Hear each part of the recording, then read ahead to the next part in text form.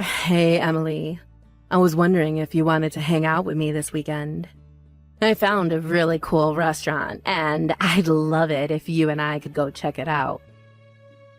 What are you talking about, Carla? We have our high school reunion this weekend, remember? Did you forget about that or something? Wait a second. You mean to tell me that you were really going to that loser convention? Loser convention? What do you mean by that? Come on now, Emily. You have to know that people like us are cut above the other normies we went to school with. We've already achieved more in our lives than any of them probably will for decades to come. So I think we're better off skipping the reunion and doing something fun. I'm sorry, but I'm still not quite sure that I'm following what you're getting at. I mean, you don't really feel that way about everyone that we've gone to school with, right? Well, it's true, isn't it? I mean, okay, maybe you and I specifically haven't done things with our lives. But we're both engaged to people who have, isn't your fiancé the general manager of the company he works for? Because my fiancé owns his company. My point is that we're better than the rest. And, we should act like it. Carla, I really don't know what to say to any of this right now. I don't get why you're having such a hard time accepting the facts when they are right there. We just did better than everyone else in school, and it shows by the fact that we're marrying the people that we are. Besides, I think who you choose to hang out with says a lot about a person. And if you're still hanging out with people from high school who've done nothing with their lives, instead of your more successful friends, then, well, it's just not good. I'm sorry, Carla, but I think the only thing that's not good around here is your attitude. I still keep in touch with plenty of people from high school, and some of them are my dear friends. So if you don't want to go to the reunion, that's fine, but I'm still going to go. You'll just have to find someone else to hang out with. You've got to be kidding me. You're not serious about this, are you? I am, and I don't think that you're a very good friend if that's really how you think of people. So please, don't try and lump me into the same camp as you. And one more thing you should know, I actually broke off my engagement with my fiancé last week. Hold on a second. You mean to tell me that you were going to marry a general manager and you broke it off? Besides, I heard that your fiancé was in line to inherit the whole company since he's the CEO's son, after all. Well, a lot happened between us, and we realized the marriage just wasn't going to work out. But I'm free next month if you want to try and hang out, just the two of us then. I can let you know what times I actually have available in a little bit. You think I would ever lower myself to hang out with you now? What is that supposed to mean? Haven't you been reading any of my messages at all? It's all about who you know and who you're seen with. And if you're not a winner like me, then I really shouldn't be wasting my time talking to a loser like you.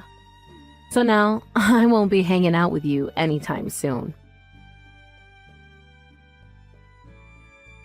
Hey, Emily, I just walked outside my door and found all kinds of cooked food on my doorstep. And it's basically all the things that I love to eat. Even some of my favorite snacks are in here too. Did you leave all this here for me? Wow, you found all that a lot faster than I thought you were going to. But yes, I was a bit worried about you, so I went out and got you some treats. Wait, what? What do you mean? Why were you worried? Well, you're always talking about how busy you are with work and how you barely even have time to eat. So I just thought it'd be nice and bring some food straight to you. But I don't get it. We broke up, right? We even called off our engagement, so I don't understand. Especially after the reason why we had to break things off was so ridiculous. I'm surprised you still want anything to do with me. Hey, it's not like I don't get why we wouldn't have worked out. You started a company with your friend and it all went belly up. You were the one who told me that you just couldn't marry me like that. So in a way, you kind of did it all to yourself. But what other choice did I have but to call it off? I wanted to give you the world. I was planning a huge wedding for us, but then my friend screwed up our big project and our whole company fell apart. And after that, we lost all of our contracts. And on top of all of that, my friend took the rest of our funds and ran off, leaving the company on the verge of having to declare bankruptcy. Yes, Barry, I know. You've told me the story at least 1,000 times. But what I'm surprised about is that you haven't gone to your parents begging for help. You told me that you didn't want them to keep bailing you out and that this was something you wanted to try on your own. Well, I don't know what else to say. I guess I'm just a bit of a prideful guy sometimes. But either way, I can't believe that our 5 years together had to end that way. I came into your life, made a big mess, and I had to pull out like the loser that I am. I'm just so sorry that I've probably ruined your life too. Barry, no offense, but I'm not the kind of person to let a breakup ruin my life. I am sad that things went the way they did, but not even you have the power to ruin my life with your presence or lack thereof. What do you mean by that? I mean, that I don't care that we're not engaged anymore. But it doesn't mean that I don't care about you. You're still important to me, and I want to try and remain friends. After all, I think it's great how even after being betrayed by your friend, you're still trying to pursue your goals. That's why I felt like I just had to bring you something to eat. I mean, you've been working so hard. And knowing you would probably work all night without taking a bite before you even realized it was morning. So, at least eat something before you finally go to bed. Otherwise, you're just going to be good to no one. Thank you so much, Emily. I don't know what else to say, except that I still feel like I don't deserve this from you. Well, I say you are, and that should be good enough. But anyways, have you still not been able to get a hold of your friend? I mean, what do you think he's going to do with the money he took? I don't know, because I still haven't heard from him. Although, I wouldn't be surprised if he just kept his phone on mute or even changed his number at this point. I even think that he might have moved away, but it's not like I can put out an APB or something. Especially not with a name like Jack Smith. Wait a second. Jack Smith? You know, now that you say that, I think I have a friend actually engaged to a Jack Smith. Oh, really? I wonder if it's the same person. That would really be some odds there. But you never know with these things. Well, how about I send you a picture of him? That way, if you ever find out that they're the same person, just let me know. Okay, sounds good to me. Anyways, good luck with the rest of your work. And you better eat something or else. Got it? Carla, what is the matter with you? Why would you do this to me? Why would you throw all this water on me? Aw, I'm sorry. I was just trying to think of a way to make you go home, and that's all I could think of. But this is what you get for not leaving when I told you to the first time. I just had to do something to make you go away, you know? No, I don't know. And just why do I have to go home, huh? I thought you invited me to your wedding because we were friends. Why even send an invite if you're just going to tell me to go home? You're almost right there. I almost saw you as a friend. But then you revealed to me that you were nothing but a loser. When I heard about how you broke off your engagement, I instantly started to regret inviting you here. And so, when I saw you arrive this morning, I knew that I had to do something. You could have just told me before I got there that you didn't want me to come. You didn't have to dump a bucket of water on me like some kind of middle school prank. I have had enough out of you. We're not friends, got it? I wouldn't want to be friends with some poor nobody like you anyways. I mean, you were so close to marrying so rich, and then you screwed it all up. You really think I'm poor? Is that what this is about? Well, of course you are. But then again, there aren't many women who I don't consider too poor for me at this point. But that's all their fault for not marrying rich like I am. You know, Carla, I think that you really need to be careful about jumping to conclusions about people. And this is a whole obsession with winners and loser and rich and poor is just too much. Don't you realize how rude you're being? Shut up, you poor loser. I don't need to take this from you. You could have been my friend, maybe even my equal almost. But now it's far too late for any of that. And that's why you'll never be anywhere near my level again. What are you talking about? I'm talking about how you'll never be able to afford an amazing wedding like mine. And you'll never be able to live in the amazing condo building that I live in either. And you'll certainly never get a $30,000 wedding ring like I have. And you'll never be across your entire life as a sad, pathetic loser. I'm not like other women. I'm special. I'm the winner. I'm the best. I don't even think that I can keep talking to you like this.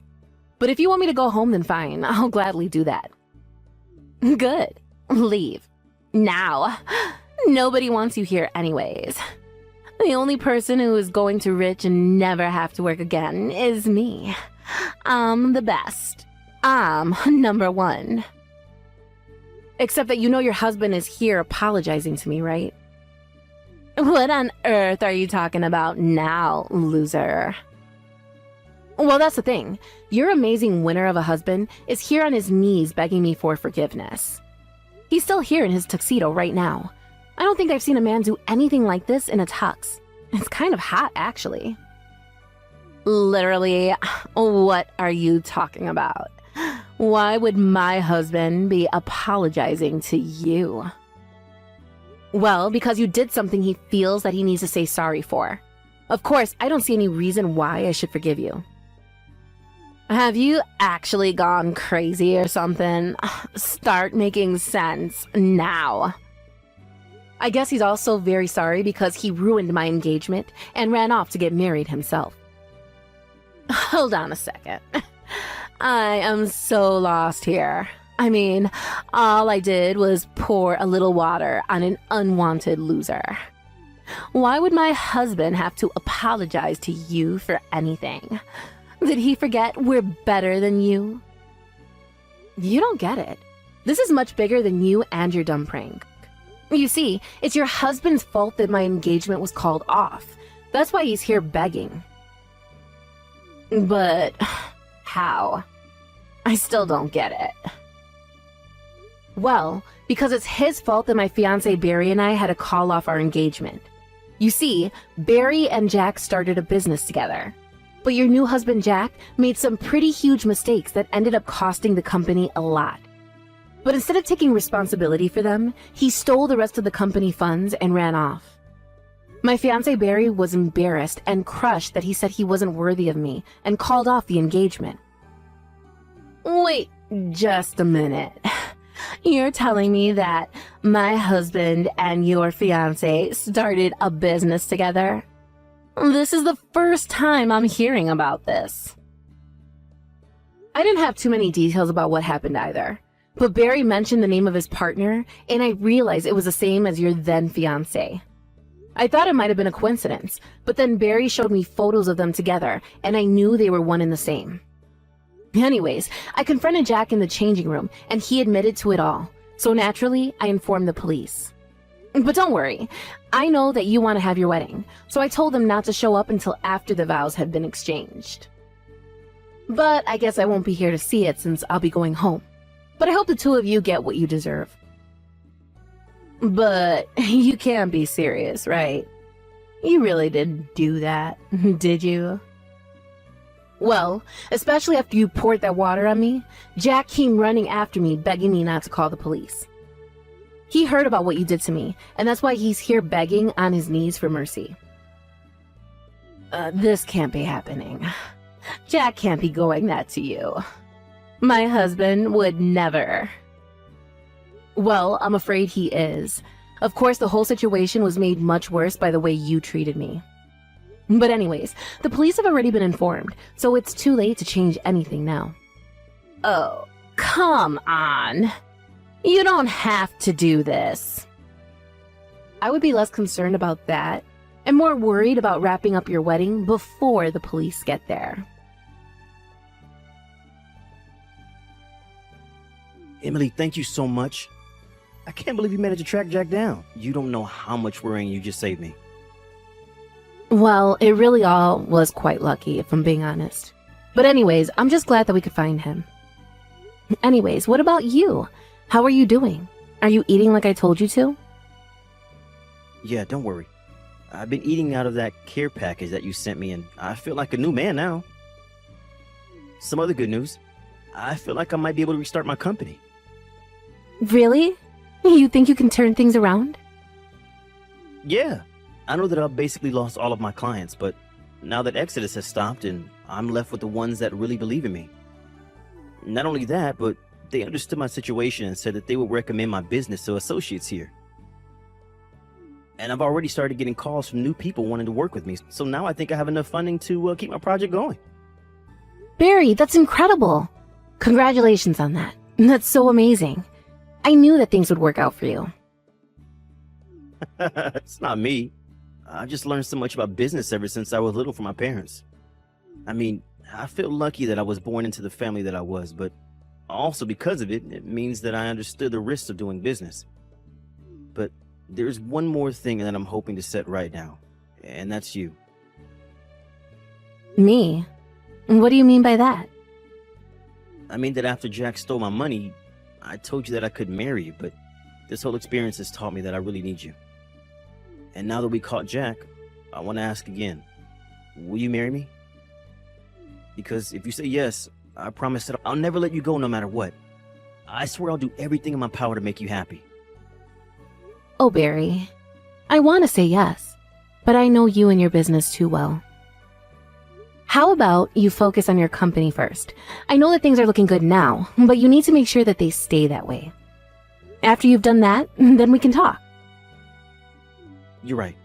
Better to make sure we do this right this time. Thank you so much for understanding, Emily. Emily, this is all your fault. The police just took Jack away. I had no idea that he had done such shady things in the past. From what I heard, Barry wasn't even the first person that Jack had done this to. Apparently, he had a pattern of scamming people out of their money like that. But no one had ever managed to catch him until now. Well, I want you to know, that I divorced him. Jack is no longer my husband. Oh no, you mean the marriage wasn't going to work out? And here I was thinking that you married the perfect man. I thought so too. But he wasn't a winner like me at all. He was just a loser scammer who would have done the same thing to me. But I guess that means if you don't have a husband like Jack, that makes you a loser just like the rest of us, no? Especially after he was arrested just days after you two were married. But I guess that's what you get for always looking down on others because of who you were marrying. How dare you talk to me like that? I thought we were friends. Why are you being so mean to me? Is that supposed to be a joke or something? You insulted me the moment you found out I wasn't going to marry rich like you. Then you invite me to your wedding only to humiliate me in front of everyone and then try and kick me out. And you know, I would have reported you to the police for what you did as well. That's still a form of violence. You mean that you would have called the cops on me too, just for a little prank with water? I can still do it if you want to join your husband in jail. No, please, don't do that. I don't want to go to jail. I wouldn't last a day there. Well, if you don't, then maybe you should check your ego and please just never ever talk to me again. After that, Jack was arrested for his various frauds and eventually sentenced to jail for them. I heard that Carla was brought in as a suspect, but that she was cleared of charges when the police realized she knew nothing. Apparently, while he was in jail, Jack was refusing to sign the divorce papers. Carla was so nervous that he was plotting something with her bank account, so she withdrew all of her money and moved to a new state. Except that every time someone from her past would find her, she was so nervous about being found by Jack, even though he was in jail, that she would pick up everything and move again. As for Barry and I, it took some time, but Barry's company eventually took off into the success that we always knew it would be. The day he took the company public was the day that he proposed to me. I said yes, and we're set to be married next month. But us being married didn't mean that I flipped like Carla into some elitist monster. I still hung out with old friends from high school, and we all gossiped about Carla's situation. In fact, despite being married, very little has changed for me. I'm just glad that everything about the situation appears to have wrapped out quite neatly. Of course, it helps that Barry now has someone like me by his side to help vet potential business partners, and I plan on keeping it that way.